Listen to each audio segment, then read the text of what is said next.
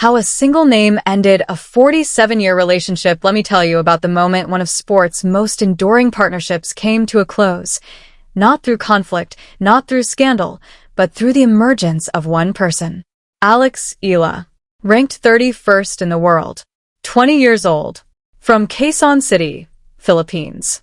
And as of right now, the sole commercial focus of the most historically devoted automotive sponsor women's tennis has ever known. Every dollar, every resource, every ounce of prestige that Porsche once distributed across an entire sport, redirected to one human being. WTA officials are furious. Here's exactly why that matters. 47 years. The story begins in 1978. A 15-year-old named Tracy Austin arrived in Stuttgart, Germany.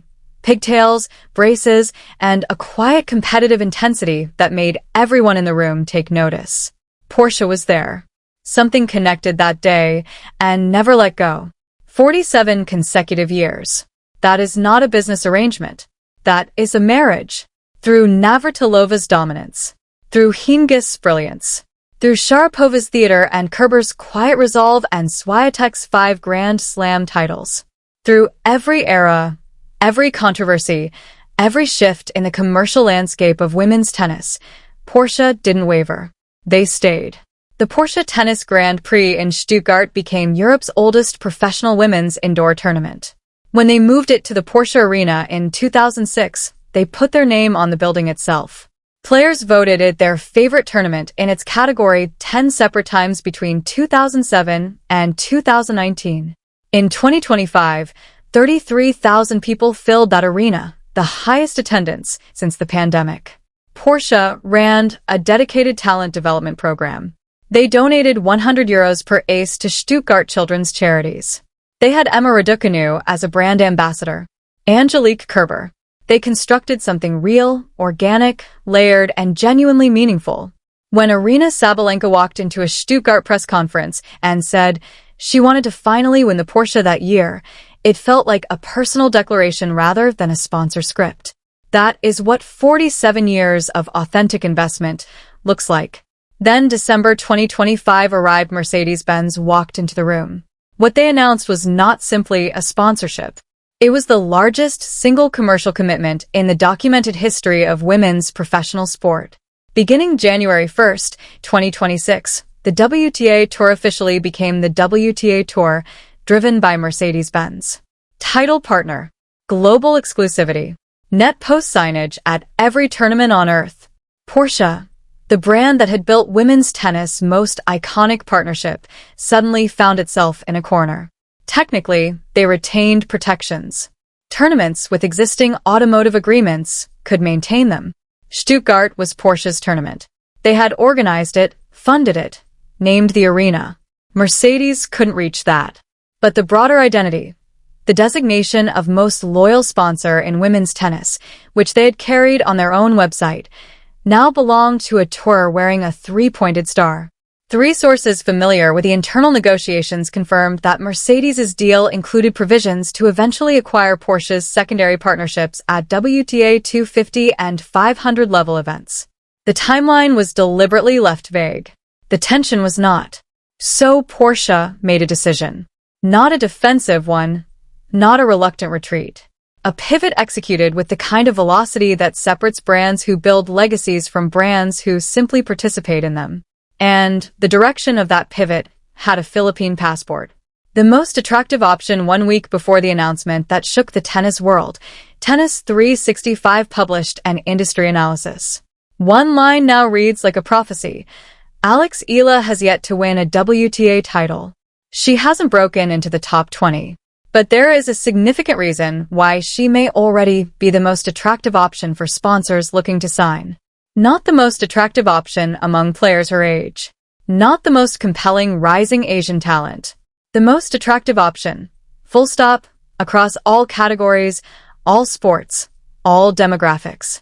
Porsche's commercial team had been reading the same reports. They approached her management through channels that people inside her team described as architecturally considered, as if whoever designed the outreach had studied every prior negotiation surrounding her and deliberately engineered it to avoid every friction point those conversations had encountered. They weren't competing with Nike's apparel territory. They weren't intruding on Babolat's equipment arrangement. They weren't overlapping with Globe Telecom, BPI, Locally Juice, or the Milo partnership that had launched on February 22nd at SM Megamall, where Milo Philippines VP of Marketing described Eala as embodying their brand's most complete expression of its champion development philosophy. Porsche occupied entirely different territory. Automotive prestige. Lifestyle aspiration. European heritage fused with performance engineering. The precise intersection of speed, elegance, and competitive ferocity that had defined their identity since Ferry Porsche built the first 356 Roadster in an Austrian sawmill in 1948. No one else was standing in that space. No one else could. The figure they placed on the table, $200 million structured across a decade, encompassing brand ambassador duties, a lifestyle collection, fragrance development, and a dedicated Southeast Asian market campaign. The largest individual athlete investment in Porsche's entire corporate history by an enormous margin. Emma Raducanu had been an ambassador. Angelique Kerber had been an ambassador. Neither arrangement came close. All of it concentrated on one 20-year-old woman from Quezon City. Why the WTA is furious. When WTA leadership became aware of what was coming, the internal reaction was not polite concern. It was fury. And the reason deserves precision. The anger wasn't simply about losing Porsche.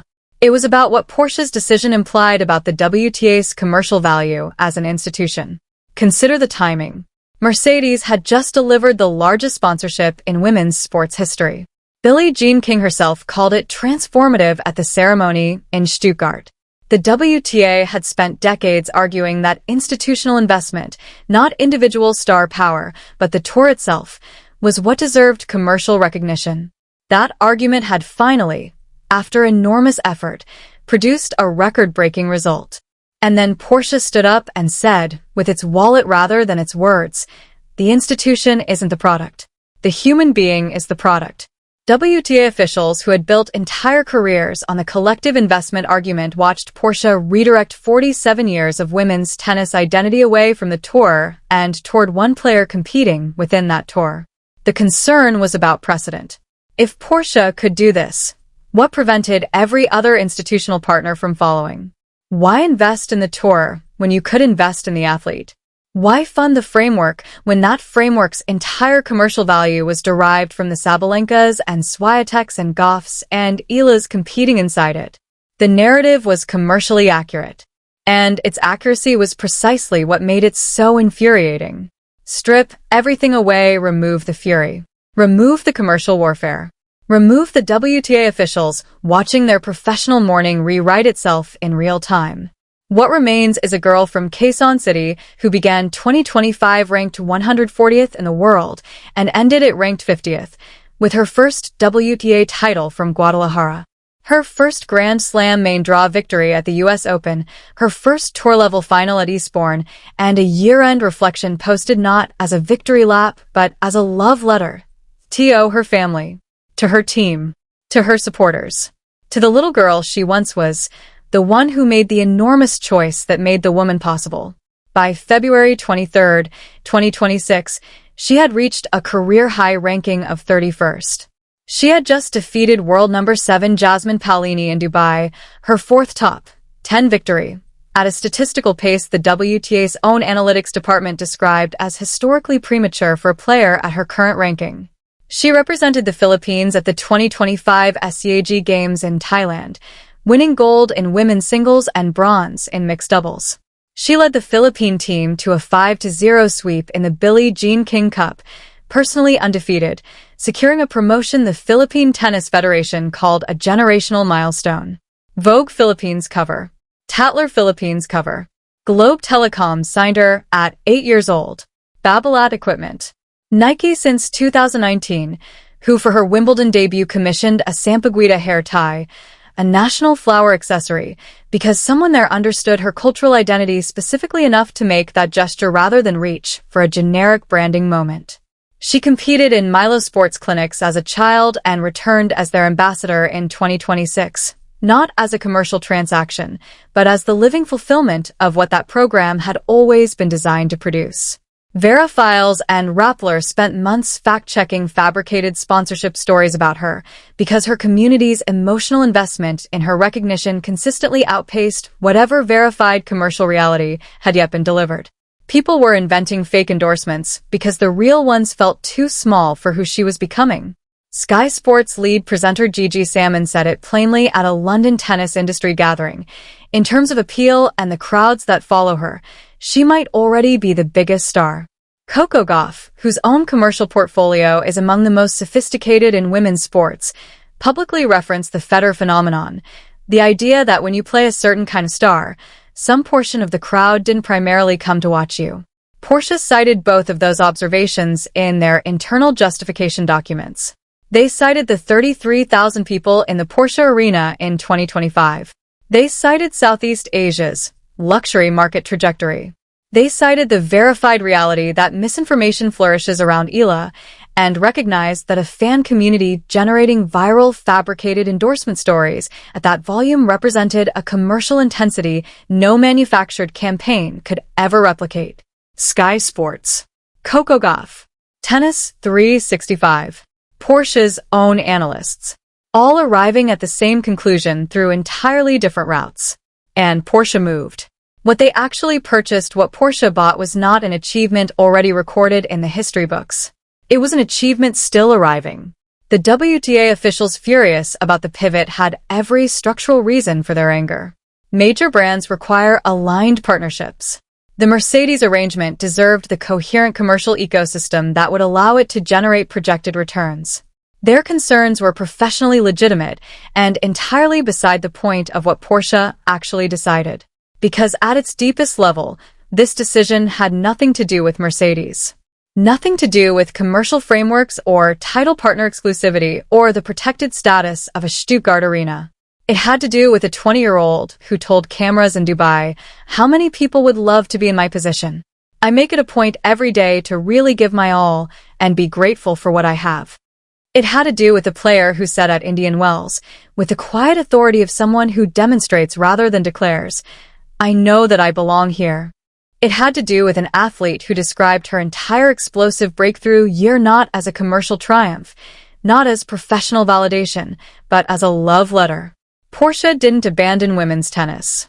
Porsche relocated its investment from an institution to a human being, and chose the human being whose story most completely justified that relocation. The officials furious about that decision were arguing about frameworks. Porsche was arguing about something older, more durable, and ultimately more powerful than any framework the WTA has ever built. The question worth sitting with when Porsche walks away from 47 years of institutional loyalty to place everything on one 20-year-old from the Philippines is that the most commercially rational decision in the history of women's sports sponsorship? Or are they simply the first powerful entity willing to say openly what everyone watching Alex Eala already understood? That some athletes don't belong to institutions. Some athletes transcend them. And the moment you recognize one, everything else becomes secondary. When we revisit this story in 5 years, it will either look like genius or confirmation of something even more remarkable.